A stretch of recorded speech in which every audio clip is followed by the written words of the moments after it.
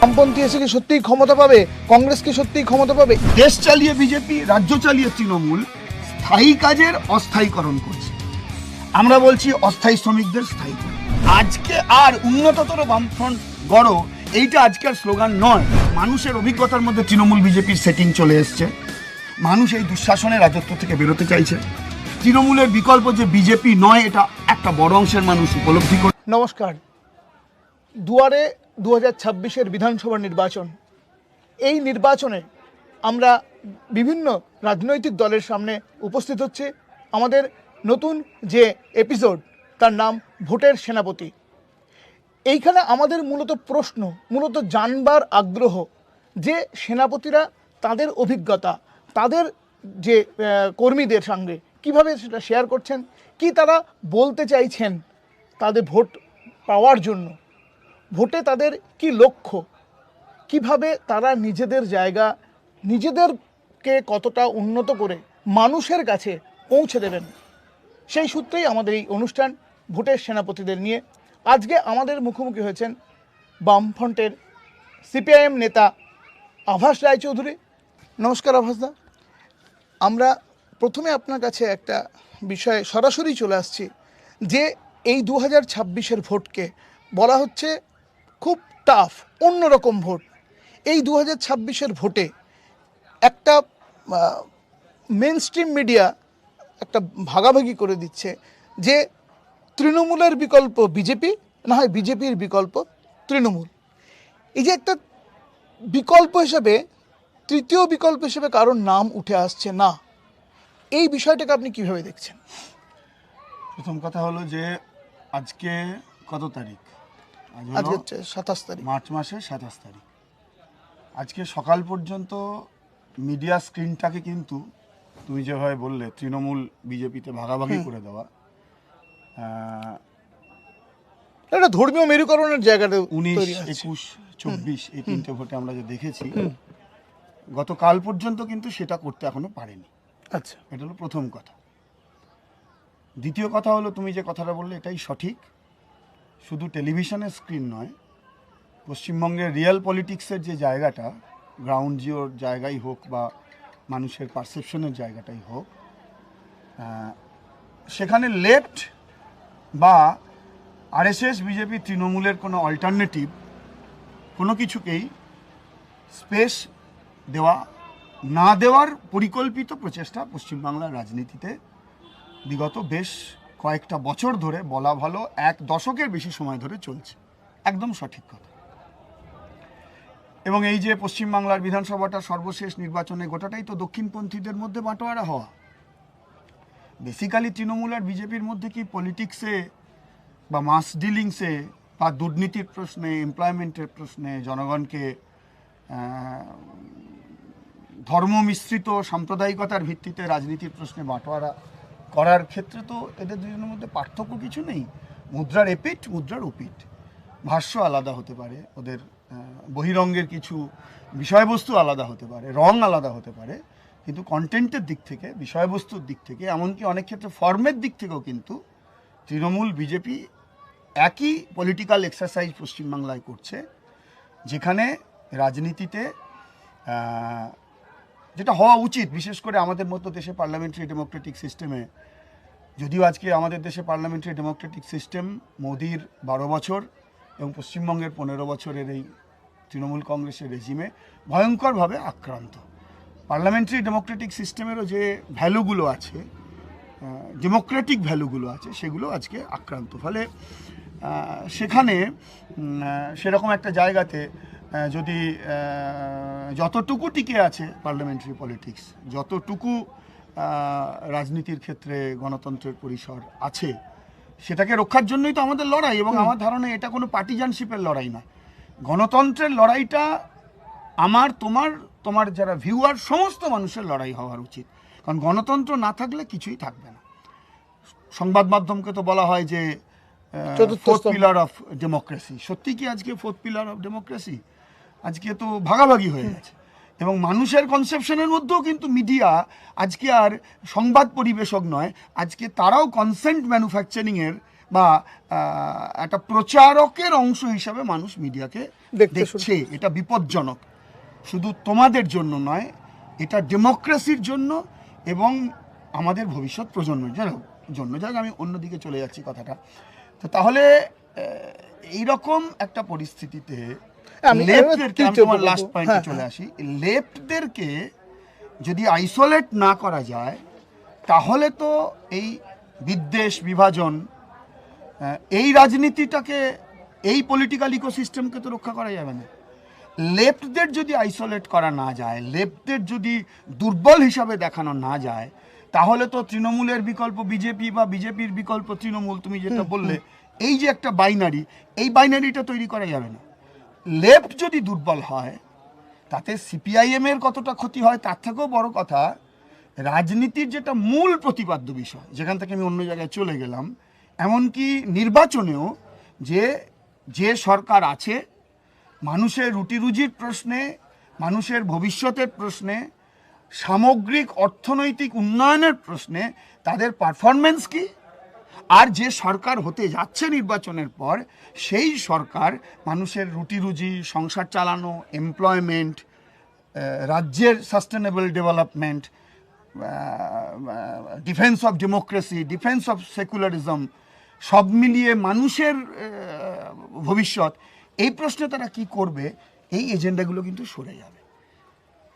Left যদি থাকে তাহলে এজেন্ডাগুলো থাকবে, কৃষকের ফসলের দাম থাকবে, কারখানা থাকবে, এখানে কাজ না পেয়ে এই যে লক্ষ লক্ষ পরিযায়ী, আমি মুর্শিদাবাদ জেলায় বসে আছি, সম্ভবত সবচেয়ে বেশি পরিযায়ী শ্রমিকের বসবাস, তারা বাইরে চলে যাচ্ছে, এই যে কৃষক ফসলের দাম পাচ্ছে না, আত্মহত্যা করছে, এই যে গভর্নমেন্ট পঞ্চায়েত তার পাশে নেই, এই যে আমাদের দেশ একটা সময় সারা পৃথিবীতে ভারতবর্ষের একটা মর্যাদা ছিল, আজকে আমাদের সমস্ত প্রতিবেশীদের থেকে আমরা একঘরে হয়ে গেছি। ইসরায়েল, মার্কিন যুক্তরাষ্ট্র ইরানের উপর আক্রমণ করছে, আমাদের ভারতবর্ষের দোদুল্যমান অবস্থানের কারণে আজকে আমাদের দেশের ইন্টারনাল যে মার্কেট ইকোনমি, পেট্রোপণ্য ক্রাইসিসের মধ্যে গিয়ে পড়েছে। আগামী দিনে আরও একটা নতুন লকডাউন হবে বলে প্রধানমন্ত্রী আগাম ঘোষণা করেছেন, আমি জানি না এগুলো হবে কিনা। তাহলে এই সব কিছুর তো একটা এফেক্ট আছে। ফলে লেফট যদি থাকে তাহলে এই নিয়ে কথা হবে, লেফট যদি থাকে তাহলে পশ্চিমবঙ্গের দুর্নীতির বিরুদ্ধে কথা হবে, লেফট যদি থাকে তাহলে কথা হবে যে এই যে এত দুর্নীতি করবার পরেও দিল্লির মুখ্যমন্ত্রীর যদি জেল হয়, কি বলে আমাদের ঝাড়খণ্ডের মুখ্যমন্ত্রীর যদি জেল হয়, যদি কেরালার লেফট ডেমোক্রেটিক সরকারের উপর অর্থনৈতিক অবরোধ জারি করতে পারে কেন্দ্রের সরকার, তাহলে এত দুর্নীতি করবার পরেও পশ্চিমবঙ্গের কেন্দ্রীয় টাকার প্রবাহ তো একইভাবে আছে, বরং বাড়ছে।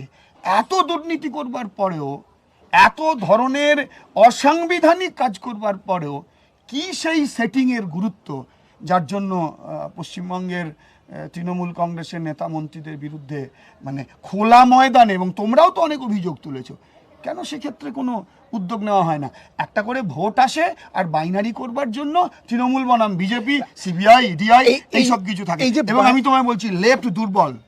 আজকে যে ভারতবর্ষে এসআইআর হচ্ছে, আরএসএস এর কোর এজেন্ডা, এই এসআইআর যে হচ্ছে, 5টা রাজ্যে তো ভোট হচ্ছে, আর 4টে রাজ্যে এসআইআর নিয়ে তো প্রবলেম নেই, শুধু পশ্চিমবঙ্গ। তাহলে পশ্চিমবাংলায় কেন প্রবলেম? কারণ মমতাই তো বলেছিলেন যে হবে না, হলে আমার মৃতদের উপর দেওয়া হবে, হলো। তাহলে কে সার্ভিস দিল এসআইআর এর গোটা প্রক্রিয়াতে? আরএসএস এর কোর এজেন্ডা মাইনরিটিকে টার্গেট করা, তফসিলদের টার্গেট করা। এই এত তো বিজেপি তৃণমূল মতুয়া করছিল, মতুয়ারা আজকে বিপন্ন, প্রান্তিক মানুষ বিপন্ন, মহিলারা আজকে বিপন্ন, এবং নির্বাচন কমিশনের দিকে তো আঙুল উঠছে। তাহলে লেফট দুর্বল হয়েছে বলেই সামগ্রিকভাবে যেগুলো ভুল এজেন্ডা, সেগুলো আসলে মিডিয়া এবং পলিটিক্সে মূল এজেন্ডা হয়ে যাচ্ছে, সেই কারণেই লেফটকে সরিয়ে দেওয়া। লাস্ট লাইনটা তোমার এই প্রশ্নের উত্তরে তুমি যেটা বলেছিলে, এবং তোমার কথাটাকে খানিকটা আমি কারেকশন করে বললাম, যে গতকাল পর্যন্ত টেলিভিশনের স্ক্রিনটাকে ভাগ করে নিতে পারিনি। এই যে আমরা তো এক্ষুনি মিছিল করলাম খড়গ্রামের নগরের মতো জায়গায়, এই মিছিল লাস্ট কবে লাল ঝান্ডার হয়েছে? অনেকেই বলছেন এরকম মিছিল হয়নি। তাহলে গতকাল পর্যন্ত মিডিয়াতে লেফটকে একেবারে ব্ল্যাকআউট করতে পারে, কাল কি হবে আলাদা কথা, হবে, আগামীকাল কি হবে সেটা হবেই। কিন্তু কাল পর্যন্ত, গতকাল পর্যন্ত লেফট যে আছে তার দুটো কারণ, যে এক, গ্রাউন্ডে লেফটের লড়াই আন্দোলন আছে, বাংলা বাঁচাও যাত্রার মধ্য দিয়ে আমরা মানুষের এই যে এক্ষুনি যেটা বললাম ভুল এজেন্ডার বদলে মূল এজেন্ডাগুলো মানুষ আমাদের কাছে মানে বলেছেন। আর এই যে 15 বছরের তৃণমূল গভর্নমেন্ট আর বিজেপির সঙ্গে সেটিংয়ের ভিত্তিতে 12 বছরের গভর্নমেন্ট, এই যে তৃণমূল বিজেপির সেটিং, যার ফলে দুর্নীতি দুষ্কৃতিরাজ 7 খুন মাফ হয়ে যাচ্ছে পশ্চিমবাংলায়, ধর্মকে রাজনীতির সঙ্গে মিশিয়ে দিয়ে একই মানে রাজনৈতিক মাঠ থেকে তৃণমূল আর বিজেপি সমানভাবে ফায়দা তুলছে, এগুলো মানুষ অপছন্দ করছেন, মানুষের এক্সপিরিয়েন্সের মধ্যে আসছে। সেই জন্য শুরুতে তুমি যে কথাটা বলেছিলে যে এবারের ভোটটা একটু টাফ ভোট, এই জন্য ভোটটা টাফ ভোট যে না বিজেপি না তৃণমূল, আরএসএস এর ফ্লোট করা দুটো পলিটিক্যাল পার্টি, একটার স্বীকৃতি আছে আর একটার স্বীকৃতি না থাকলেও সকলে এটা বুঝছেন, তার জায়গায় সরিয়ে খেতে কিষাণ, কলে মজুর, বেকার যুবক, মা বোনেরা, সাধারণ মানুষ তারা একটা বিকল্প খুঁজতে চাইছেন, বামপন্থীদের বিকল্প খুঁজতে চাইছেন। এই লেফট যত সামনে এগিয়ে আসবে তত দেখবে কনস্পিরেসির মাত্রা বাড়বে, ফলে নির্বাচনটা টাফ হবে। হ্যাঁ, তাহলে তৃতীয় বিকল্প হিসেবে কাকে দেখতে? আপনি বলছেন লেফটকেই দেখতে পাবেন? একদম বামপন্থীরা। এবং সব থেকে বড় কথা, আমি দেখো এর জায়গা কোনটা, মানে আমি কেন, তুমি এক্ষুনি হয়তো প্রশ্ন করবে, তোমার প্রশ্নের কথাটা আমি আগেই বলে যে এখন তো আঁকড়ায় বামপন্থীরা আমরা নেই, পার্সেন্টেজে নেই, বিধানসভাতে নেই, পশ্চিমবাংলা থেকে লোকসভাতে, তাহলে এত কনফিডেন্স পাচ্ছি কোত্থেকে? পাচ্ছি একটাই কারণ, যে মানুষের এক্সপিরিয়েন্সের মধ্যে চলে এসছে তৃণমূল আর বিজেপি দুটো এক। মানুষের এক্সপিরিয়েন্সের মধ্যে, এক্ষুনি যেটা বললাম, এক্সপিরিয়েন্সের মধ্যে চলে এসছে যে রাজনীতি নির্বাচন মানে আমার সংসার চালানো, আমার ছেলেপিলের ভবিষ্যতের প্রশ্ন বাদ দিয়ে নয়। এই কথাটা আসছে বলেই তাহলে তার বিকল্প কি হবে? ধরো 15 বছরের তৃণমূল, 12 বছরের দিল্লিতে বিজেপি সরকার। তৃণমূল যে ভাতার কথা বলছে, বিজেপি গিয়ে বলছে আমি তার থেকে অনেক বেশি বেশি ভাতা দেবো, তাই তো? আমরা বামপন্থীরা কি বলছি, আমরা যদি সরকারে আসি, মানুষ যদি আমাদের দায়িত্ব দেন, কোনো সরকারি ভাতা বন্ধ হবে না। বন্ধ কোনটা হবে? ভাতা নিয়ে দুর্নীতিটা বন্ধ হবে। এই যে বিজেপি যখন এসে বলছে আমি অমুক ভাতাটাকে ডবল করে দেবো, তাহলে মানুষ তো এটা আমার কথা নয়, গতকালকে আমার রাস্তায় হাঁটতে হাঁটতে আমার অভিজ্ঞতা হয়েছে, মানুষ বলছে যে তুমি তো বলছো যে এই প্রকল্পের ভাতাটাকে নাকি তুমি বাড়াবে, তাহলে তুমি তো ভাই 12 বছর আগে বলেছিলে যে ব্যাংকে খাতা খোলো, 15 লক্ষ করে টাকা তোমার চলে যাবে। এ যখন বলছে যে আমি করব, কর্মসংস্থান তৈরি করব, তো মানুষ যেমন তৃণমূলের 15 বছরের এক্সপিরিয়েন্সে তোমার প্রতিশ্রুতি মতো তোমার 30 লক্ষ এমপ্লয়মেন্ট হওয়ার কথা ছিল, 2 লক্ষ করে, তো বিজেপি যখন গিয়ে বলছে যে তুমি আমাকে পশ্চিমবাংলায় ভোট দাও, যে তাহলে পরে আমি এমপ্লয়মেন্ট করব, মানুষ বিজেপিকে প্রশ্ন করছে তুমি তো বলেছিলে 14-12 বছর আগে যে বছরে তুমি 2 কোটি করে বেকারের কাজ দেবে, তা তোমার তো 12 বছর হয়ে গেল, তাহলে তো তোমার 24 কোটি মানুষের কাজ পাওয়ার কথা, কাজের হিসাব মিলছে। হ্যাঁ, অথচ এক্সপিরিয়েন্স কি? ভারতবর্ষ হলো ইয়াংগেস্ট কান্ট্রি গোটা পৃথিবীতে, আর সবচাইতে বেশি আনএমপ্লয়মেন্ট ভারতবর্ষে। আমরা কি বলছি? বিকল্পটা এই যে তুমি যে কথাটা বললে, কেন বিকল্পটা বামপন্থী? বিকল্পটা বামপন্থা এই জন্য যে পশ্চিমবঙ্গে 6.5 লক্ষ শূন্য পদ আছে সরকারি দপ্তরে। আমরা বলেছি যে আমরা যদি মানুষ আমাদের দায়িত্ব দেন, তাহলে প্রথম 1 বছরের মধ্যে 2 থেকে 2.5 লক্ষ স্থায়ী শূন্যপদ পূরণ করব। বিকল্পটা কেন বামপন্থা? দেশ চালিয়ে বিজেপি, রাজ্য চালিয়ে তৃণমূল স্থায়ী কাজের অস্থায়ীকরণ করছে। আমরা বলছি অস্থায়ী শ্রমিকদের স্থায়ী করব। আমরা বলছি, এই যে বিজেপি গিয়ে বলছি অনেক সময় যে ওরা দেখলাম কিছু অডিও করেছে, আমি জানি না ওদের বিজ্ঞাপন করে ফেলছি কিনা, যে ওরা পশ্চিমবাংলায় সরকার গড়লে পরে করবে, কি নাম, পশ্চিমবাংলায় শিল্প হবে। তাহলে উন্নত কৃষির ভিতের উপর দাঁড়িয়ে 6ষ্ঠ এবং 7ম বামফ্রন্ট যখন পশ্চিমবাংলায় শিল্প করতে গেছিল, 85% কাজ হয়ে যাবার পরেও একটা ইন্ডাস্ট্রিয়াল কমপ্লেক্স আজকে মরুভূমি হয়ে গেল, তো পশ্চিমবাংলার শিল্প তৈরির যে প্রক্রিয়া বামপন্থীরা শুরু করেছিল, এটা অপরাধ ছিল বুদ্ধদা, নিরুপম সেন, সূর্য মিশ্রর, যে পশ্চিমবাংলায় শালবনী করতে গেছিল এশিয়ার বৃহত্তম লোহা ইস্পাত কারখানা। এটা অপরাধ ছিল, 85% কাজ হয়ে গেল, একটা কারখানা হলো না। এটা যদি হতো, তাহলে যে ইনভেস্টমেন্ট পশ্চিমবাংলায় লেফট গভর্নমেন্টের শেষ 10-15 বছরে হয়েছিল, আজকে সমস্ত ইনভেস্টমেন্ট তো পশ্চিমবাংলা থেকে চলে যাচ্ছে। শুধু ইনভেস্টমেন্ট নয়, দিল্লি বলছে পশ্চিমবাংলাকে বানাবে, অথচ এটা আমরা অনেকে জানি না, নিঃশব্দে এ স্বাধীনতার পর থেকে ঐতিহাসিকভাবে পূর্ব ভারত, তার হেডকোয়ার্টার হিসাবে কলকাতা, রাষ্ট্রায়ত্ত প্রতিষ্ঠানগুলোর যে সমস্ত সদর দপ্তরগুলো ছিল, সমস্ত সদর দপ্তর এখান থেকে সরিয়ে দিচ্ছে। তাহলে বিকল্প কেন লেফট? না, লেফট বিকল্প হলে আবার Kolkata gateway of eastern Asia হবে। তাহলে এই যে ওরা বলছে আমরা কারখানা করব, পশ্চিমবঙ্গের বামফ্রন্টের সময় শিল্প তৈরির উদ্যোগকে ষড়যন্ত্র করে খুন করার ক্ষেত্রে সমান অংশীদার আজকের তৃণমূলের মতো আজকের বিজেপি। তাহলে সেখানে অল্টারনেটিভ বামপন্থার অল্টারনেটিভ।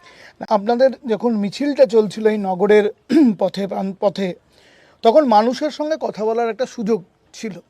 মানুষের কাছে জানতে গিয়ে যে তৃতীয় বিকল্প হিসেবে আপনি বলছেন লেফটকেই মানুষ বেছে নেবে, মানুষ এই জায়গাটায় লেফট বোতাম টিপতে গিয়ে ভাবছে যে আমার ভোটটা আমি যদি এটা কি করব, আমি কি সত্যিই ধর্মের ভিত্তিতে যদি আমি করি আমাকে টিকতে দেবে না, বামপন্থী এসে কি সত্যিই ক্ষমতা পাবে, কংগ্রেস কি সত্যিই ক্ষমতা পাবে, এই যে একটা তার দোদুল্যমানতার সুযোগটা বোধহয় কি তৃণমূল আর বিজেপি নিচ্ছে, নাকি এই জন্যই লেফট ফ্রন্টটা মানে আরও বেশি মানুষ তৃতীয় বিকল্প হিসেবে আরও সহজভাবে নিতে পারছে না? কোনটা মনে হয়? না, একদম ঠিক কথা।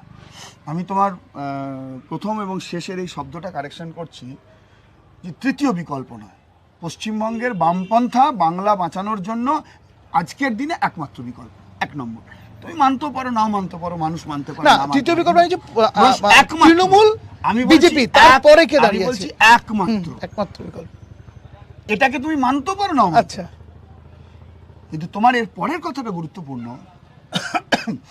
একমাত্রই বলো, তৃতীয়ই বলো, যাই বলো, মানুষের কাছে কি এটা রিয়েলাইজেবল?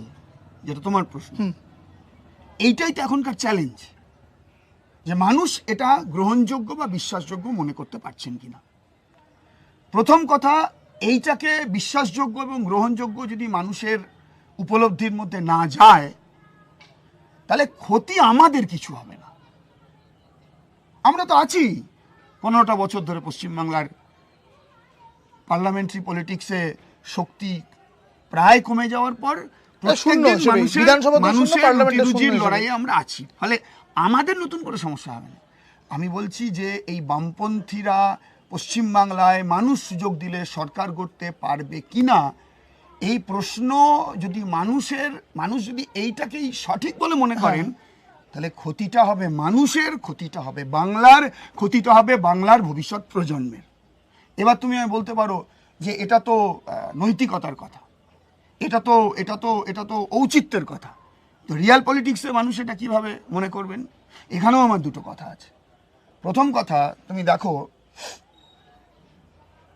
বিভিন্ন জায়গায়, তুমি দেখো তৃণমূল প্রচার করছে কিছু কেন্দ্রে, সিপিএম কেন ভোটে দাঁড়াচ্ছে, সিপিএম ভোটে দাঁড়ালে তো সিপিএম ভোট কেটে দিয়ে ও তো বিজেপিকে জিততে সাহায্য করবে। এটা গুরুত্বপূর্ণ প্রশ্ন, এটা কিন্তু আমি জানি সত্যি করছে। আচ্ছা, কোথাও বিজেপি কি বলছে, সিপিএম কেন ভোটে দাঁড়াচ্ছে, তৃণমূলের সুবিধা, সিপিএম ভোটে দাঁড়ালে তো ভোট কেটে দিয়ে তৃণমূলের সুবিধা করে দেবে। তাহলে এবার প্রশ্ন দেখো, তুমি এই যে তোমায় আমি বলছি, কেউ কিন্তু আজকে সিপিআইএম এবং লেফট তার যে শক্তি, এই শক্তিটাই কেউ কিন্তু অস্বীকার করতে পারছে না। আমি স্টার্ট করতে চাই এই জায়গা থেকে, এবং মানুষকে আমি এই কথাটাই বলছি। এই যে ধরো সো কল্ড ভোট কাটুয়া পশ্চিমবাংলাতে, আচ্ছা তুমি ধরো পশ্চিমবাংলায় কি সত্যি করে বিজেপি আসার কোনো চান্স আছে? বিজেপি আসার ইচ্ছে বিজেপির নেই, এটা তো একজন রাজনৈতিক কর্মী হিসাবে আমি খোলা চোখে দেখতে পাচ্ছি। কারণ বিজেপি যদি তৃণমূলকে পশ্চিমবাংলায় দান না ছেড়ে দিত, তাহলে কয়েক মাস আগে যে বিজেপি পশ্চিমবাংলায় সরকার করতে যাবে, সেই বিজেপি বাংলাভাষী পরিযায়ী শ্রমিকদের উপর তার নিজের সরকার পরিচালিত রাজ্যগুলোতে এত হামলা করবে? বিজেপি যদি সত্যি পশ্চিমবাংলায় সরকার করার ইচ্ছে থাকে, তাহলে কি রবীন্দ্রনাথকে আক্রমণ করবে? বোঝা যায়। এবং কেন্দ্রীয় সরকার, আরএসএস, ইলেকশন কমিশনকে ব্যবহার করে 61 লক্ষ অ্যাডজুডিকেশন, মূলত মাইনরিটি এবং প্রান্তিক মানুষ, এটা আমি অত্যন্ত দৃঢ়তার সঙ্গে বলছি, এটা তৃণমূল কংগ্রেসের থেকে সরে যাওয়া যে অংশের মানুষ তৃণমূলকে বিশ্বাস করেছিল, তারা দেখছে তৃণমূল তাদের সঙ্গে ঠকিয়েছে। ওয়াকআপের ইস্যুতে, ওবিসির ইস্যুতে ঠকিয়েছে, এসআইআর এর ইস্যুতে ঠকিয়েছে। সেই মানুষগুলোকে আবার যেমন করে হোক আবার তৃণমূলের কোর্টে ফিরিয়ে দেওয়ার এই উদ্যোগ ভারতবর্ষে কোথাও আন্ডার অ্যাডজুডিকেশন হয়নি, কোথাও হয়নি। আমি জানি না ইলেকটোরাল যে পলিসি আছে, নিয়ম আছে, তাদের অন্য কথা। আমি তোমায় যেটা বলছি যে কেন বিজেপি জিততে পারবে না। 295টা বিধানসভা কেন্দ্রের মধ্যে পশ্চিমবঙ্গের প্রায় 150টা মতো, কম বেশি, আমার এই মুহূর্তে ফিগারটা নেই, এই কেন্দ্র হলো হয় মাইনরিটি মানুষ ডমিনেটেড, অথবা সেই কেন্দ্রের, ভুল বললাম, ডমিনেটেড নয়, এই এই কেন্দ্রগুলোর ডিসিসিভ ফ্যাক্টরের একটা গুরুত্বপূর্ণ অংশ সংখ্যালঘু জনগণ, এবং এর মধ্যে প্রায় 60-65টা মতো, আমার কাছে এই মুহূর্তে এক্সাক্ট, তুমি আমার সঙ্গে কথা বললো, আমি তো জানতাম না, তার ফলে আমার ফিগার না না ঠিক আছে, আপনার সেটা হলো মাইনরিটি ডমিনেটেড। যতই আরএসএস এর এজেন্টরা সংখ্যালঘু অংশের মধ্যেও কাজ করুক, সেই পরিস্থিতি নেই। সংখ্যালঘু অংশের মানুষের সমর্থন কার্যত পশ্চিমবাংলায় বিজেপি পাবে না। কিছু দালাল সব অংশের মধ্যেই আছে, রাজনীতিতেও আছে, সমাজেও আছে, অন্যান্য ক্ষেত্রেও আছে। এখন তো স্পর্শকাতর সব বিষয়, ফলে আমি সংযত হয়ে মন্তব্য করছি, আছে। তাহলে 1 নম্বর, প্রথম ওরা শুরু করছে -150। 295টা আসনের মধ্যে যদি কেউ -150 দিয়ে শুরু করে কম বেশি, তাহলে তো অর্ধেকের কম আসনে ওরা লড়াই শুরু করছে, 1 নম্বর। 2 নম্বর, ওদের এই তুমি লাস্ট কয়েকটা নির্বাচনে যদি তুমি বিজেপির জেতা এলাকাগুলো যদি দেখো, তাহলে সেই জেতা এলাকাগুলো কি দেখবে? জেতা এলাকাগুলো মূলত কিন্তু আমাদের রাজ্যের বর্ডারের এলাকাগুলো। এবং এই যে ভোটের আগে বিজেপি 300 টাকা, 50 টাকা, 500 টাকা কার্ড বিলি করেছিল ওই বনগাঁ অঞ্চল, যে মতুয়া কার্ড, বিজেপি কার্ড, এবং আজকে এই অ্যাডজুডিকেশনের মধ্য দিয়ে বা ডিলিটের মধ্য দিয়ে যাদের একটা বড় অংশের মানুষ অনিশ্চিত হয়ে গেছে, তার মধ্যে একটা বড় অংশ কিন্তু মতুয়া সম্প্রদায়ের মানুষ আছে। এই যে ধরো, আমি বলছি তৃণমূলকে সেফ প্যাসেজ করে দেওয়ার জন্য এসআইআর এর কমিশনকে ব্যবহার করে, ইলেকশন কমিশন আমার তো মনে হচ্ছে এ আর রেফারি নেই, এ তখন প্লেয়ার হয়ে গেছে। তো তাহলে একে ব্যবহার করে তৃণমূলকে যতই সেফ প্যাসেজ দিক বা না দিক, জনগণ আছে। তো কথাটা হলো, আমি যেটা বলছি যে কি বলতে গিয়ে কথাটা, হ্যাঁ, এই যে ধরো 61-62 লক্ষ মানুষ আন্ডার অ্যাডজুডিকেশন, তাহলে 61-62 লক্ষ মানুষ, তো 61-62 লক্ষ মানুষ মানে পরিবারের হিসেব করলে আর অনেক। কোনো পরিবারের 1 জন, 2 জন, 3 জন, 5 জন, আত্মীয় স্বজন, কুটুম, বন্ধু, তাহলে এই হিসেব করলে দেখা যাবে, আমি জানি না এটাকে কত দিয়ে মাল্টিপ্লাই করব, 4 দিয়ে করব না 5 দিয়ে করব, তাহলে সেই সংখ্যাটা তুমি নির্দিষ্ট করো। আমি হলপ করে বলতে পারি, যারা ইলেকশন কমিশনকে ব্যবহার করে আরএসএস এর কোর এজেন্ডায় এসআইআর এর ভোট কাকে দেবে সেটা তো পরের কথা। পঞ্চায়েত পৌরসভায় যেমন মানুষ বলে ভোট দিতে পারবো, তো লোকসভা বিধানসভায় এখনো মানুষ বলেনি, এবার তো সেই জায়গায় মানুষকে দাঁড় করিয়ে দিল। সেই জন্য আমি বললাম এরা প্লেয়ার হয়ে গেছে। তাহলে এই যে 61 লক্ষ ইন্টু 4 বা 5 মাল্টিপ্লাই করলে যে নাম্বারটা দাঁড়ায়, তারা আর যাই করুক এই নির্বাচনে বিজেপিকে ভোট দেবে না। তাহলে বিজেপির জেতার জায়গা কোনটা? এই যে আমরা বললাম না যে কনসেন্ট ম্যানুফ্যাকচারিং এর একটা এনভায়রনমেন্ট তৈরি হয়েছে, এটা অত্যন্ত আনফরচুনেট। মানে আমি এমনি কথার ভিত্তিতে আনফরচুনেট কথাটা বললাম, কোনো রিলিজিয়াস টার্মিনোলজি থেকে নয়, যে মানুষ সেই যে স্বাধীন, সেই যে মুক্ত, সে মুক্ত চিন্তা সম্পন্ন, এবং তারাই যে সম্মিলিত মানুষই যে শেষ বিচারক, এবং তারাই যে সর্বশক্তিমান, এইটা আজকে ভুলিয়ে দেওয়া হয়েছে। গোটা পৃথিবী জুড়ে কনসেন্ট ম্যানুফ্যাকচারিংয়ের এটা একটা অত্যন্ত নেতিবাচক কিন্তু খুব পাওয়ারফুল ফলাফল, এবং দক্ষিণপন্থীরা এই সুযোগটাকে ব্যবহার করে। এইভাবেই, এই কারণেই মিডিয়া 4th পিলার অফ মানে ডেমোক্রেসি থেকে সরে যাচ্ছে, সেটা আলাদা কথা। সেই জন্য আমার কথাটা হলো, এই যে ধরো চারদিকটা অন্ধকার, তোমার এই আলো জ্বলছে, আমাদের দেখতে পাচ্ছ, তোমার ক্যামেরাম্যানকে তুমি দেখতে পাচ্ছ না, কারণ বাইরেটা অন্ধকার, আলো আমাদের উপর পড়ছে বলে দেখতে পাচ্ছ। বা ধরো পূর্ণিমাতে যখন বিরাট বড় চাঁদ আকাশে ওঠে, কত কবি কবিতা লেখে, কত মানুষ তার মনের আবেগ চাঁদকে দেখে, পূর্ণচন্দ্রকে দেখে তার প্রকাশ করে। আচ্ছা, ওই চাঁদের আলোটা কি তার আলো? বা তোমাকে আমাকে দেখা যাচ্ছে, এটা কি আমাদের আলো? এই আলোটা জ্বলছে বলে তোমায় আমায় দেখা যাচ্ছে, আর চাঁদ সূর্য থেকে আলো পায় বলে চাঁদ আলোকিত, এত সুন্দর। তেমনি পার্লামেন্টারি সিস্টেমে 15 বছরই থাকুক, 25 বছরই থাকুক, 30 বছরই থাকুক, আর 34 বছরই থাকুক, যে কেউ সরকার করুক, আসলে শক্তিটা তার নয়, সে শক্তির মূল উৎস আধার জনগণের শক্তিতে সে বলশালী। তাহলে এই যে বললাম না যে মানুষ তৃণমূল বিজেপির সেটিং, মানুষ এই দুর্নীতি দুষ্কৃতি রাজ থেকে বেরোতে চাইছে, এবং সেই জন্য আমি বললাম একমাত্র বিকল্প বাম বিকল্প না, কোনো তৃতীয় বিকল্প না, একমাত্র বিকল্প বাম বিকল্প। তাহলে উন্নত ভবিষ্যতের জন্য, বাংলাকে বাঁচানোর জন্য এই বাম বিকল্পটাই যে একমাত্র বিকল্প। মানুষের সঙ্গে পাড়া বৈঠক করছি, কমিউনিকেশন করছি, পারস্পরিক আলাপ আলোচনা করছি, আমরা আমাদের কথা বলছি, মানুষ মানুষের কথা বলছে। এই আলাপ আলোচনার মধ্য দিয়ে আমরা যেটা করতে চাইছি যে তুমি যাকে খুশি ভোট দাও, কিন্তু তোমার কাছে তুমি তোমার নিজের কনফিডেন্সটা ফিরিয়ে আনো যে তোমার ভোটেই প্রতিনিধি বিধানসভায় যায়, তোমার ভোটেই প্রতিনিধি লোকসভায় যায়, তুমি রাজনৈতিক দলগুলোর সংসদীয় গণতান্ত্রিক ব্যবস্থায় ক্ষমতার তুমি উৎস, তুমি তোমার কথা বলতেই যায়, তোমার কথা বলতে যায়, আর তোমার কথা বলতে যাওয়া উচিত। এখন তৃণমূল বিজেপি লোকরা তাদের কথা বলতে যায় না। লুটের পঞ্চায়েতে, লুটের পৌরসভায় কেন জনগণের জন্য কাজ করবে? ফলে সেখানে আমি বলছি যে কথাটা, আমার কথা হলো যে মানুষের কাছে আমরা পারস্পরিক আলোচনার মধ্য দিয়ে একেবারে ক্লোজ কন্ট্যাক্ট তৈরি করে আমরা মানুষকে এই কনফিডেন্সের মধ্যে ফিরিয়ে আনতে চাইছি যে তুমি শক্তির আধার। তাহলে তুমি যদি সোজা হয়ে দাঁড়াও, তুমি যদি মনে করো তৃণমূল বিজেপির এই দুর্নীতি দুষ্কৃতি সেটিংয়ের রাজ চলবে না, তুমি যদি মনে করো বাংলাকে বাঁচানোর জন্য বামপন্থায় একমাত্র বিকল্প, তোমরা সবাই মিলে আমাদের ভোট দাও, আমাদের সমর্থন করো। দেখো আমরাই সামনের দিকে এগোবো। এই যে কিছুদিন আগে শ্রীলঙ্কার নির্বাচন হলো, শ্রীলঙ্কায় আজকে যিনি প্রেসিডেন্ট এবং যে পার্টি আজকে শ্রীলঙ্কাতে সরকার চালাচ্ছে, গত বোধহয় ৩-৪ বছর আগেও তাদের কোনো নাম নিশান ছিল না পার্লামেন্টারি সিস্টেমে। তাহলে এটাও আর একটা উদাহরণ, কিন্তু জনগণ চাইলে সব কিছু করতে পারে।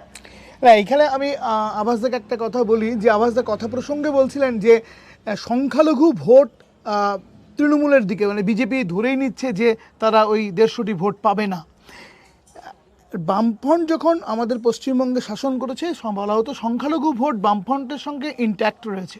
সেই ভোটটা, যে 150 ভোটটা আপনি তৃণমূলের কাছে আছে বলেন, সেই ভোটটা বামেদের ক্ষেত্রে আনার ক্ষেত্রে আপনাদের পরিকল্পনা কি? মানে বিশেষ করে আপনারা যখন যা বলছেন যে উন্নততর বামফ্রন্ট, তাহলে কি বলবেন আপনারা? আমার প্রথম কথা হলো তোমার কোয়েশ্চেনটাকে কারেকশন করা। আমি এটা বলিনি যে সংখ্যালঘু ভোট তৃণমূলের দিকে ইন্ট্যাক্ট আছে, আমি বলেছি সংখ্যালঘু ভোট প্রায় তার কিছুই বিজেপি পাবে না। আমার কথাটা এইটা। হ্যাঁ, এটার মানে তৃণমূল নয়, অনেক রাজনৈতিক শক্তি আছে বামপন্থীরা।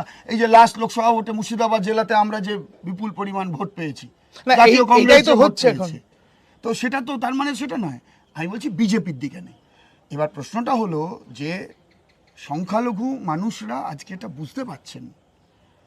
আমি তোমায় বললাম তো, ওয়াকফের প্রশ্নে, ওবিসির প্রশ্নে, নিরাপত্তার প্রশ্নে তৃণমূল কার্যত তাদেরকে ব্যবহার করেছে, তাদের কথা ভাবেনি, তাদেরকে ঠকিয়েছে, তাদেরকে কেবলমাত্র ভোট ব্যাংক হিসেবে ভাবার চেষ্টা করেছে।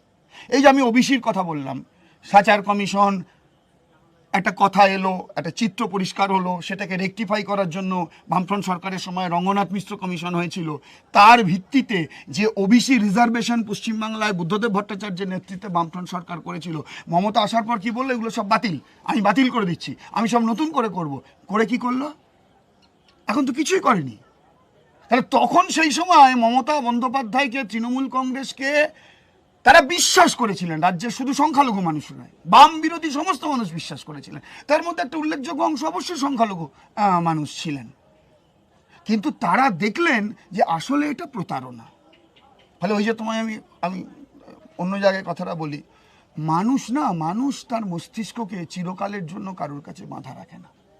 আমি যদি মনে করি যে কোনো একটা অংশের মানুষ তাদেরকে আমাদের কাছে টেকেন ফর গ্র্যান্টেড করে দেবেন, তাহলে আমার থেকে বোকা মানুষ এবং সমাজ সম্পর্কে ধারণাহীন মানুষ আর একটাও হবে না, মানে কোথাও না। এই কথাটাই তো তোমার আগে আমি বলবার চেষ্টা করলাম, যে এইটাই আমরা মানুষকে বোঝাতে চেষ্টা করছি, যে তুমি তোমার নিজের এক্সপিরিয়েন্স, তোমার বিচার বোধ অনুযায়ী তুমি সিদ্ধান্ত গ্রহণ করো, এবং ক্ষমতাটা তোমার কাছে আছে। তাহলে তুমি যদি মনে করো তৃণমূলের 15 বছরের দুষ্কৃতি রাজের অবসান দরকার, তুমি যদি মনে করো তৃণমূল আর বিজেপি আলাদা নয়, দুটো একই এজেন্ডা ওরা কার্যকর করছে, উভয়ই আরএসএস এর এজেন্ডা কার্যকর করছে, তাহলে তোমার কাছে বামপন্থার বিকল্প উন্নত পশ্চিমবাংলা গড়া, বাংলাকে তার নিজের গৌরবের জায়গায় ফিরিয়ে দেওয়া ছাড়া এটা আর কোনো বিকল্প নেই। তুমি যদি এর সঙ্গে একমত হও তাহলে তুমি তোমার শক্তি, তুমি তোমার নিজের শক্তিকে বোঝার চেষ্টা করো, তুমি তোমার অবস্থান ঠিক করো। আর তুমি সমর্থন দিলে বামপন্থীরা সামনে আসবে। হ্যাঁ, ঠিক। 2011 সালে আপনারা বলেছিলেন যে উন্নততর বামফ্রন্টের কথা, এবার আপনারা কি বলবেন? 2011-তে যখন আমরা উন্নততর বামফ্রন্টের কথা বলেছি তখন 34টা বছরে পশ্চিমবঙ্গে বামফ্রন্ট সরকার চলেছে। আমি অনেকক্ষণ হলো কথা আমার, তোমার দর্শকদের ধৈর্যের অভাব ঘটবে, আমি বেশি কথা যাচ্ছি না। আমি শুধু কয়েকটা ছোট ছোট কথা। জ্যোতি বসু যেদিন রাজ্যের মুখ্যমন্ত্রী হয়েছিলেন 77 সালের জুন মাসে, সেদিন পশ্চিমবঙ্গে 80% মানুষ দরিদ্র সীমার নিচে বসবাস করতেন। আর 11 সালে যেদিন বুদ্ধদেব ভট্টাচার্যের সরকারকে মানুষ সরিয়ে দিলেন, সেদিন পশ্চিমবাংলার মোর দ্যান 75% মানুষ তারা দারিদ্র সীমার উপরে বাস করতেন। তাহলে এটা একটা পরিস্থিতি। 78 সালে পশ্চিমবঙ্গে সবচাইতে গ্রামে পপুলার কর্মসূচি হয়েছিল কাজের বিনিময়ে খাদ্য প্রকল্প। আকাল অভাব, ক্রমশ সেই কাজের বিনিময়ে খাদ্য প্রকল্প পশ্চিমবঙ্গে আর কোনো প্রয়োজন পড়েনি। এটাই কিন্তু রেগার সূতিকাগার, প্রয়োজন পড়েনি। সেখান থেকে কোনখানে আমরা এলাম? ল্যান্ড রিফর্ম হলো, পঞ্চায়েত হলো। পশ্চিমবঙ্গে এই শতাব্দীর শুরুতে তো পশ্চিমবঙ্গে বছরে 2 লক্ষ কোটি টাকা শিল্প সামগ্রী কেনার একটা বাজার তৈরি হলো। ওইটাই তো ছিল উন্নত কৃষির ভিতের উপর দাঁড়িয়ে শিল্প গড়ার আহ্বান। তাহলে অর্থনীতির উন্নয়নটা তো কৃষির উন্নয়নের ফলে হয়েছে, এবং সেই উন্নয়নটাকে শিল্পের উন্নয়নের দিকে এগোতে হবে। তা নইলে পরে কৃষির উন্নয়নকেও রক্ষা করা যাবে না, আর আগামী দিনে এগোনো যাবে না। এইটাই তো ছিল উন্নততর। এর সঙ্গে তুমি বলো 77 সালে পশ্চিমবঙ্গে কত ছেলে মেয়ে মাধ্যমিক পরীক্ষা দিত? বামফ্রন্টের সময় ক্রমশ এটা বেড়েছে। এখন আবার কয়েকটা বছরে কিন্তু মাধ্যমিক উচ্চ মাধ্যমিক পরীক্ষার্থীর সংখ্যা কমছে। 77 সালে পশ্চিমবঙ্গে, এমনকি 87 সালে পশ্চিমবঙ্গে সরকারি স্কুল, কলেজ, বিশ্ববিদ্যালয়, medical college, engineering college, ITI, polytechnic কতগুলো ছিল? বামফ্রন্টের সময় কতগুলো? আর আজকে তুমি চারদিকে চলে যাও, বামফ্রন্টের সময় একটা ক্রাই তৈরি হয়েছিল মানুষের যে আমার এখানে কলেজ হবে না কেন, আমার এখানে স্কুল হবে না কেন, আমার এখানে ইঞ্জিনিয়ারিং কলেজ হবে না কেন? সবটা সরকার পারেনি। অসংখ্য বেসরকারি engineering college, BEd college, DLED college, ITI, polytechnic তৈরি হয়েছিল। কেন না? নিয়মিত রিক্রুটমেন্ট হতো। স্কুল কলেজে MA BA পাস করার পর বিএডের একটা চাহিদা হয়েছিল, নিয়মিত রিক্রুটমেন্ট হতো, তাই পাস করার পর প্রাইমারি ট্রেনিংয়ের প্রয়োজন ছিল, একটা শিল্পের সম্ভাবনা তৈরি হয়েছিল, তাই ইঞ্জিনিয়ারিং কলেজ, ITI, পলিটেকনিক। আর এই 15টা বছরে সব কিছু শেষ হয়ে গেছে। আনফর্চুনেট, আমাদের রাজ্যের মুখ্যমন্ত্রী 15 বছরে অনেক কিছুর উদ্বোধন করেছেন, একটা নতুন কারখানার উদ্বোধন করেননি। ফলে আজকে আর উন্নততর বামফ্রন্ট গড়ো, এইটা আজকের স্লোগান নয়। আজকের স্লোগান হলো 11 সালে বাংলা যেখানে থেমে গেছে, বরং 15 বছরে পিছিয়ে গেছে, তাহলে সেই বাংলাকে বাঁচাতে হবে। তাহলে বাংলা বাঁচানোর এজেন্ডা কি? আজকে গ্রামে কৃষকের আত্মহত্যা হচ্ছে, তাহলে এমন একটা কৃষকের পাশে সরকারকে দাঁড়াতে হবে নীতি নিয়ে, যাতে কৃষক ফসলের দাম পায়, 100 দিনের কাজ শুরু হয়, ক্ষেত মজুরের মজুরি বাড়ে, তাহলে গ্রামীণ শ্রমজীবী কৃষিজীবী মানুষ যাতে একটু আয়ের রাস্তা দেখে। বাংলাকে তার নিজের জায়গায় ফেরানো মানে কি? শিল্পের যে সম্ভাবনা তৈরি হয়েছিল, ভারী শিল্প, মাঝারি শিল্প, ছোট শিল্প, তার সঙ্গে IT, তাহলে সেইটাকে আবার নতুন করে ফিরিয়ে আনা। বাংলাকে তার নিজের জায়গায় ফিরিয়ে আনা মানে এই যে বছরে 15 লক্ষ করে পরিযায়ী শ্রমিক বাংলা থেকে চলে যাচ্ছে বাইরের রাজ্যে কাজ করে, তাহলে এখানে কাজের পরিবেশ তৈরি করা যাতে ফিরতে না হয়। বাংলাকে তার নিজের জায়গায় ফেরানো মানে 11 সালেও যখন পশ্চিমবঙ্গের মানুষ ভোট দিয়েছিল, ভোটের লাইনে দাঁড়িয়ে একদল ভেবেছিল বামফ্রন্টকে ফিরিয়ে আনো, অষ্টম বামফ্রন্ট সরকার তৈরি করো, আর বেশিরভাগ মানুষ ভেবেছিল সরকারকে বদলে দাও। আর আজকে এই গত কয়েকটা ভোটে 19, 21, 24 ভোটের লাইনে দাঁড়িয়ে সরবে অথবা মনে মনে মানুষ ভাবে এটা লজ্জা এবং বিপজ্জনক, হিন্দু না মুসলমান, বাঙালি না বিহারি। তাহলে বাংলাকে তার নিজের জায়গায় ফিরিয়ে নিয়ে যাওয়া মানে হলো জাত, ধর্ম, সাম্প্রদায়িকতার নামে রাজনীতি হবে না। বাংলাকে নিজের জায়গায় ফিরিয়ে আনা মানে সরকার বামপন্থীরা টানা চালিয়েছে, কিন্তু পঞ্চায়েত, পৌরসভা, কলকাতার মতো কর্পোরেশন, আসানসোলের মতো কর্পোরেশন বিরোধীরা চালিয়েছে, কংগ্রেস, তৃণমূল, কোথাও তৃণমূল বিজেপি মিলে চালিয়েছে, কখনো বামপন্থীরা দখলদারি করেনি। আর এরা 15 বছরে দখলদারি কায়েম করেছে। তাহলে বাংলাকে নিজের জায়গায় ফিরিয়ে আনা মানে পার্লামেন্টারি ডেমোক্রেটিক সিস্টেমের ডেমোক্রেটিক ভ্যালু, মানুষ যাকে নির্বাচিত করবে তাকে দায়িত্ব দিতে হবে, গণতন্ত্রের এক্সপ্যান্ড করতে হবে। বাংলাকে নিজের জায়গায় ফিরিয়ে আনা মানে প্রথম বামফ্রন্ট সরকারের মন্ত্রিসভার 2টো সিদ্ধান্ত হয়েছিল। প্রথম বামফ্রন্ট সরকারে 1, সমস্ত রাজনৈতিক বন্দীদের মুক্তি দেওয়া হবে, আর 2, রাইটার্স বিল্ডিং থেকে বাংলা চলবে না। এর সূত্র ধরেই ক্ষমতার বিকেন্দ্রীকরণ পঞ্চায়েত, পৌরসভা, যার স্বীকৃতি রাজীব গান্ধীর আমলে সংবিধানের সংশোধন করে ভারতবর্ষে এটা আজকে স্থানীয় স্বায়ত্তশাসন একটা কনস্টিটিউশনাল আজকে একটা প্রভিশন এসেছে। এখন আমরা পশ্চিমবাংলার কি পঞ্চায়েত দেখি? হুকিং পঞ্চায়েত, জোর করে পঞ্চায়েত ভোটে যেতে, ভোট দিতে দেয় না, জোর করে পৌরসভা যেতে, ফলে কাউন্সিলর পঞ্চায়েত মেম্বারদের উন্নয়নের কোনো প্রশ্ন নেই। টাকা দিয়ে প্রার্থী হয়, সেই টাকাটা তোলা আর বাকি 5 বছরে বাকি টাকাটা তুলে নেওয়া, লুটপাট। এই তো, তাহলে বাংলাকে তার জায়গায় ফিরিয়ে নিয়ে যায় মানে পঞ্চায়েত পৌরসভাকে মানুষের মতো করে চালাতে দেওয়া। বাংলাকে তার নিজের জায়গায় ফিরিয়ে আনা মানে ধর্ম থাকবে ধর্মের জায়গায়, সব ধর্ম বিশ্বাসী মানুষ তার ধর্ম পালনের অধিকার পাবে। তুই বলো না, বামফ্রন্টের সময় দুর্গাপুজো হয়েছে, ঈদ হয়েছে, মহরম হয়েছে, কালী পুজো হয়েছে, মহাবীর ঝান্ডা হয়েছে, কোনোদিন প্রশাসনকে বা মানুষকে এই ধর্মীয় উৎসবগুলোর সময় উদ্বেগে থাকতে হয়েছে? এই ওখানে কি হয়ে গেল, ওখানে কি হয়ে গেল? তাহলে বাংলাকে তার নিজের জায়গায় ফেরানো মানে সব ধর্মের মানুষ, হিন্দু, মুসলমান, শিখ, ঈসাই, তারা নিজের ধর্ম পালনের অধিকার পাবে। ধর্মের নাম করে অন্য ধর্মের মানুষের উপর আঘাত হবে না। ধর্মকে সাম্প্রদায়িকতার মোড়কে রাজনীতির সঙ্গে মিলিয়ে দিয়ে মানুষের মূল এজেন্ডা সরিয়ে দিয়ে মানুষকে কানা গলির মধ্যে ফেলে দেওয়া যাবে না। এটাই হলো বিকল্প। আপনাকে ফলে আজকে উন্নততর বামফ্রন্ট নয়, আজকে বাংলাকে বাঁচাও। বাংলা বাঁচানোর এজেন্ডা হলো বাম বিকল্প। বামফ্রন্ট যারা বিধানসভা ভোট বা লোকসভা ভোটে আমরা দেখতে পাচ্ছি প্রার্থী হিসেবে যুবকদেরকে অনেক বেশি এগিয়ে দিয়েছে। বিধানসভা লোকসভায় বামফ্রন্ট এবং কংগ্রেস দুটো দলই শূন্য। সেইখানে দাঁড়িয়ে এবারের বিধানসভায় এখনো পর্যন্ত আগামী এই 2026 বিধানসভায় আপনি আপনি কেমন ফল দেখতে চাইছেন? যারা আপনার প্রায় হাতে গড়া সৈনিক, তাদেরকে একজন সেনাপতি হিসেবে কি দেখতে চাইছেন? প্রথম কথা, আমি সেনাপতি নই, আমি বামপন্থী আন্দোলনের একজন কর্মী। দ্বিতীয় কথা হলো যে আমরা অনেক অল্প বয়স্কদের যেমন দাঁড় করিয়েছি, এটাও যেমন ঠিক, কারণ জেনারেশন তো বদলে যাচ্ছে, প্রজন্ম বদলে যাচ্ছে। আপনাকে একটু ইন্টারাপ্ট করবো, যেখানে আপনি আপনার কর্মী সভার মধ্যে একটা কথা বলছিলেন যে মানুষের কাছে পৌঁছতে হবে, এই শিক্ষা দিয়ে তাদেরকে মানুষের কাছে পৌঁছে বিধানসভায় পৌঁছবেন। রাস্তা থেকে বিধানসভায় যাওয়ার জন্য নয়, মানুষের মধ্যে মানুষের জন্য রাজনীতি করতে গেলে সবসময় মানুষের কাছে থাকতে হয়।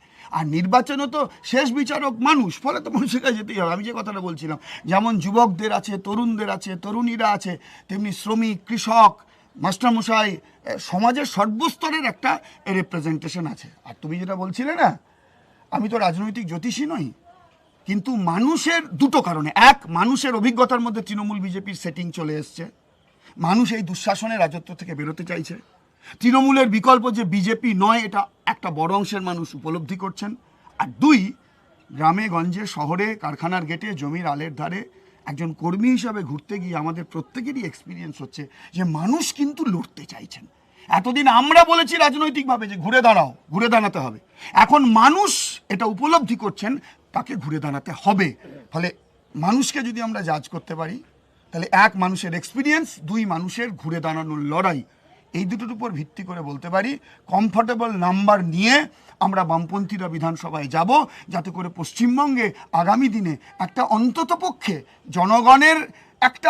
জনগণের পাশে দাঁড়াতে পারে এমন একটা সরকার যাতে পশ্চিমবঙ্গে তৈরি হয়, এবং সেই সরকারকে নিয়ন্ত্রণের প্রশ্নে বা ভূমিকা পালনের প্রশ্নে বামপন্থীরা ভূমিকা পালন করতে পারে। অসংখ্য ধন্যবাদ। আভাস থেকে আভাস রায়চৌধুরী নিয়ে এসেছিলেন, আমাদের সঙ্গে ছিলেন, তিনি কর্মী সভায় খড়গ্রামে যোগ দিতে এসে আমাদের সঙ্গে এতক্ষণ সময় দিয়েছেন, তাকে অসংখ্য ধন্যবাদ। আমাদের আজকের সেনাপতি অনুষ্ঠান এখানেই শেষ হচ্ছে। নমস্কার।